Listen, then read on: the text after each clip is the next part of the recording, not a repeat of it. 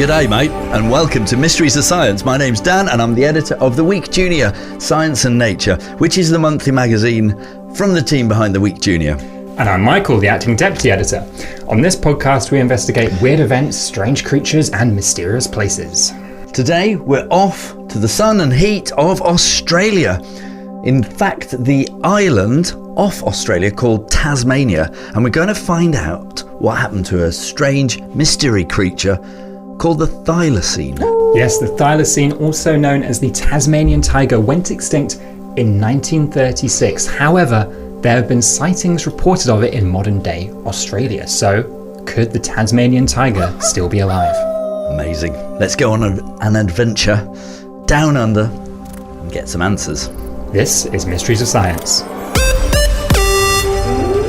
So, Michael, what we have here is a kind of monster mystery. We have a creature feature, you might say. We have a creature that was alive once upon a time, a real one, but who's extinct. And we're going to find out whether or not it's actually alive or not, whether it's extinct. But before we do this, I think we need to have some idea of what the beast looked like. If we're going to spot it, we need to know what we're searching for. So you said it's also known as the Tasmanian tiger. So, I mean, does it look like this? Does it look like a tiger? Yeah, the tiger on the cover of the latest issue of the Week Junior Science and Nature. It doesn't look quite like that. It does have some stripes. Some people also called it the Tasmanian wolf because they said it looked at a bit of a dog-like head. So it's kind of like a dog-wolf-tiger mashup. Right, yeah, I used to draw those when I was a kid. Yeah. You used to sort of draw the head of a wolf and the back end of a tiger. It's a wiger, a dog, a dolph. There's some word for it, probably. Thylacine is what it's called. Anyway, yes. But instead of us trying to explain what it looks like, why don't we get an expert to tell us and even show us? Because I went on a little field trip to the Grant Museum of Zoology at UCL in London and spoke to curator Tanis Davidson, who showed us some incredible thylacine specimens. Right, so we're standing in front of one of our cases, which is highlighting extinct and endangered species. So we've got most of our thylacines on display here in this case. We have some very rare and old, very special specimens here. The specimen at the back is a mounted skeleton of a thylacine, and this is one of the oldest specimens we have in the Grant Museum. Over here we have a beautiful thylacine skull. Now, amongst zoology collections, there's a bit of friendly rivalry about who's got the largest Irish elk skulls, horns, whatever. But we believe this one is probably one of the largest thylacine skulls in existence. We have a display of a bisected thylacine skull. One of the things about thylacines is that they have quite a large ability to kind of open their mouth quite wide. So that display kind of reflects that. And we have a little thylacine model here, again, to kind of show what the animal would have looked like. Oh, wow. How incredible was that? I love it. And if you'd like to see the specimens that Tanis was talking about, then you can by watching this episode on our YouTube channel. You just need to head to youtube.com/@Mysteries of Science. And if you do that, you'll also be able to see the little souvenir that I bought while I was at the museum. This is a 3rd scale 3D print from the scan of the thylacine skull. I like that you brought something in for a little bit of show and tell today. A little bit of show and tell. So obviously anybody watching on YouTube will see the show, but we should probably do some tell for the people listening on the podcast. It has some 2 quite prominent, would you say fangs at the front? Yeah, the technical term there. The technical scientific term. Yeah, so this is a scale model. So it's actually 2/3 bigger than the thing that you're holding in your hand. Exactly, yes. So it's not something that you'd want to... The real thylacine skull is a lot bigger than this. And yeah, absolutely, you wouldn't want to... you want to be in its good books, let's say, I think. Yeah, I mean, those teeth look pretty scary. And it does have a long dog-like snout. You can see the wolf comparisons. Yeah, definitely, and looks like some pretty sort of substantial attachments for some strong jaw muscles there. So it's probably got a heck of a bite. Brilliant. Well, thanks for bringing that in. That's really nice to see. And I think we learned a lot about what it looks like. I'd also like to find out what happened to it and why it went extinct. Why did it die out? So let's bring in our next expert who wrote a book all about the last thylacine. Fantastic. Okay, hi, I'm Elisa Darlison and I'm an author of children's books. I've published over 65 books now. I write picture books, chapter books, novels and series, and I love writing books about animals and stories that empower children. Welcome to the show, Elisa. So I understand that you've written a book called Stripes in the Forest, the story of the last wild thylacine. So could you tell us a little bit more about that? It is about a thylacine. They're also called Tasmanian tigers. They've had other names as well. And thylacines are a type of marsupial. They're also a mammal. And they were only found in Australia and Papua New Guinea. And they're considered extinct now. So how did they go extinct? What happened to them? And they think when Indigenous Australians brought dingoes into Australia about 10,000 years ago, that's when they started to compete for food, and they were hunted as well on the mainland. And so they weren't as good a predator as dingoes. They used to be really good predators, but dingoes were even better. Dingoes weren't on Tasmania, so they remained there. So we had to have a quick look up of what a dingo was. So it's the wild dog of Australia, apparently descended from a domesticated breed. Okay, so if dingoes weren't on the island of Tasmania, then what happened to thylacines there on the island to make them go extinct? But then the Europeans came to Tasmania and they cleared a lot of land. This was in the 1800s. They first came there and they brought convicts there, but they also had, settlers, farmers. So they cleared a lot of land and chopped down trees, chopped down habitats, chopped down forests where thylacines' food was. And they also started hunting the thylacines because the sheep farmers thought that the thylacines were killing their flocks of sheep. But they now believe it was wild dogs. Thylacines often, they only hunt to eat, whereas some of the other sheep were being hunted just to be killed, kind of thing. So there was a bounty put on thylacines' head, and people were actually paid. People actually had jobs to go out and kill thylacines. And some farmers, obviously they're trying to protect their flocks. They didn't know any better, and they were also shooting the thylacines. So they believe, the hunting by humans eradicated a lot of them. It was loss of habitat, and also some of the diseases that introduced dogs would have brought into Tasmania, like parvovirus, could have helped eradicate them too.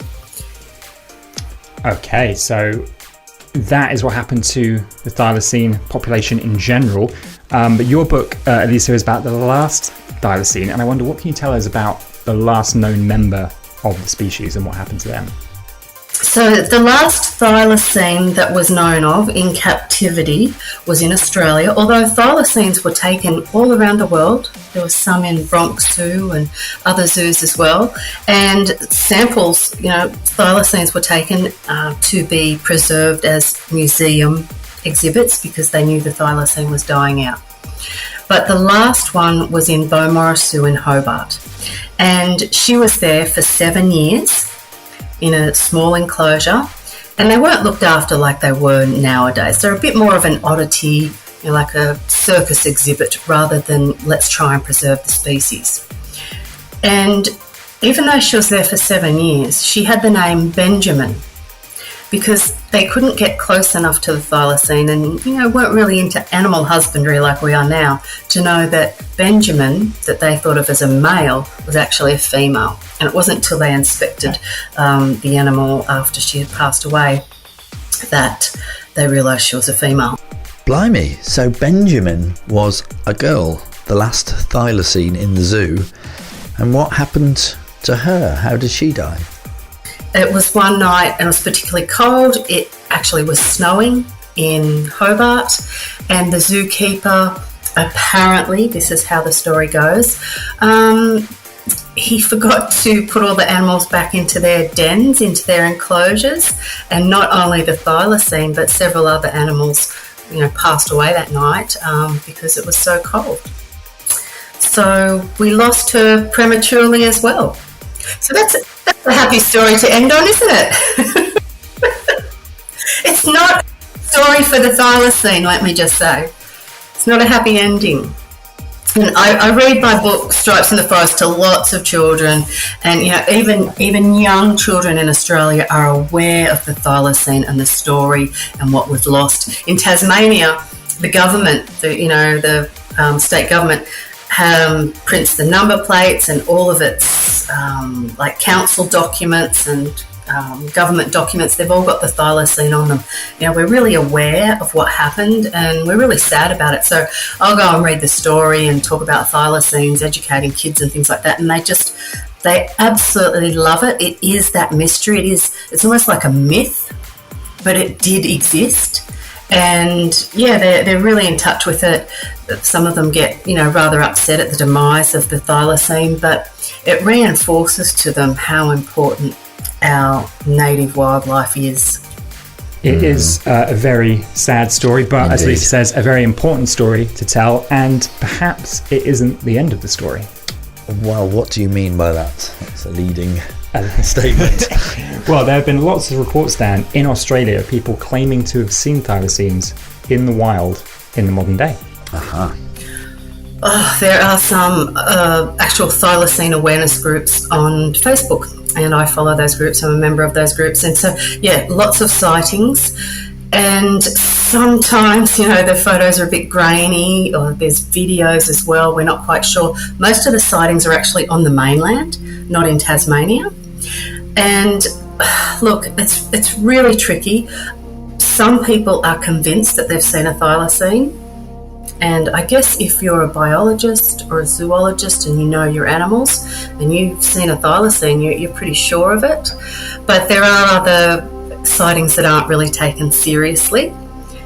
A lot of people still believe they're out there. Even in the 80s and 90s, there are people that I have spoken to that said, I've seen a thylacine. When I was promoting the book in Tasmania, there's still thylacine tours. You can go on, spotting thylacines. Well, I think here's a perfect opportunity for us to go on another field trip, Michael, and see if there's any money in the Mysteries of Science kitty to mount an expedition to Tasmania to go on one of these thylacine spotting tours. Well, I'm definitely up for it. Although I wonder how it could be possible. I mean, we were just told the very moving story of the last thylacine. We know they went extinct, so how can there be any others still out there? They are meant to have gone extinct in 1936. The last captive thylacine died in Beaumaris Zoo in Hobart on the 7th of September 1936. So that's, almost 90 years ago now. But that was the captive thylacine. We don't know how many were left still in the wild. It's impossible to tell. And there are some heavily wooded areas, really thick forests in Tasmania that no man has ever set foot on because it's such thick forest, and people believe they could be in there. Several years ago, there were fires that went through that area, and they thought, well, if they were there, they've disappeared now. But I think we still hold out hope. But the thing is, there is a lot of focus on them being in Tasmania. Tasmanian tigers, they're called. But at the same time they were becoming extinct in Tasmania, up in Western Australia, on the mainland, far-flung Western Australia, right on the west of our country, they were still being spotted, 80, 90 years ago as well.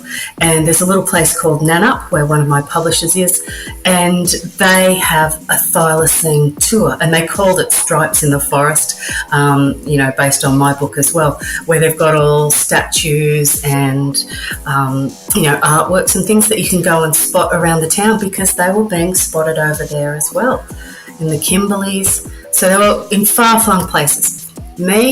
I would like to hope they're still out there. Most Australians are the same.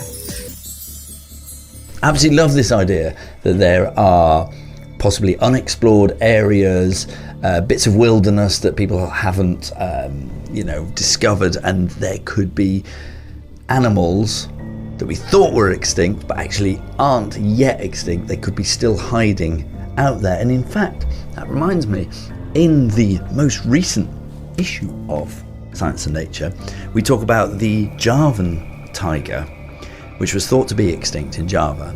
But recently they found some hairs on a barbed wire fence, which when they tested it for DNA, matches exactly with the Javan tiger. So it's very intriguing. Even though they haven't seen one yet, there is some strong evidence that that they still exist. And I think there are a number of species that we've thought to be extinct that haven't been. And talking of taking DNA, one thing people talk about, of course, is bringing extinct species back to life by taking samples of their DNA and seeing if they can use that to somehow bring them back. So maybe that could be an ending to this story. If they're not out there in the wild already, we could sort of resurrect them through science. Would that be a good idea? Oh, it's tricky, isn't it? They're trying to do it with mammoths as well. The thing is, they preserved a lot of the baby thylacines, the pups, in special liquids, and there's only one pup that was preserved in a special liquid that you can actually extract the DNA from. They've been trying. They haven't got the full strand of DNA. Is it a good thing? Look, it wouldn't be a full thylacine. They would have to mix it perhaps with a dog to be able to regenerate it. I don't know. I guess we'd all love to see it. But this is the issue that plays out for a lot of animals facing extinction. Some people think, well, it's too difficult to look after them and save them. Let's preserve their genetics and let's just recreate them in the future. So, yeah, there's a lot of moral and ethical problems with that.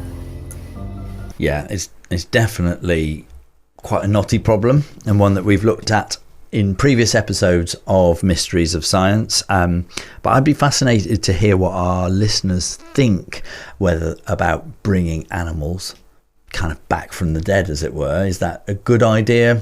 Should we do it? Is that a way to sort of redress our mistakes, but you know what I mean, like go back on things that we've done and put them right? Yes. Please do send us a voice message by going to funkidslive.com/mysteries and hitting the big red button. You could appear on a future episode of Mysteries of Science. Right, I think it's time that we got out the old mysteryometer, wheel it out here. For anyone who's unaware of what this strange device is all about, it's a machine that measures the solvedness of a mystery. Yeah, technical term again. It's got a scale on it, and it goes from 0 to 100. And 0 is basically we know nothing about a mystery. It's completely unsolved. And 100 means that we know everything and the case is closed. So, on a scale from 0 to 100, how likely is it, Elisa, you think that the thylacine is still alive? Sadly, I think we're probably at 30%, but, there's still a chance. There's still a chance. As long as there's a chance, that's all we need. Maybe one day we'll get that confirmed sighting that we need and we can welcome back the thylacine. Watch this space. There may be mystery Tasmanian tigers out there in the wild yet. Well, don't forget to join us in 2 weeks' time for our very next mystery. Yes, we'll be exploring the mystery of kindness and asking why humans and other animals help others out even when they don't stand anything to gain from it. Excellent. Until then, stay curious.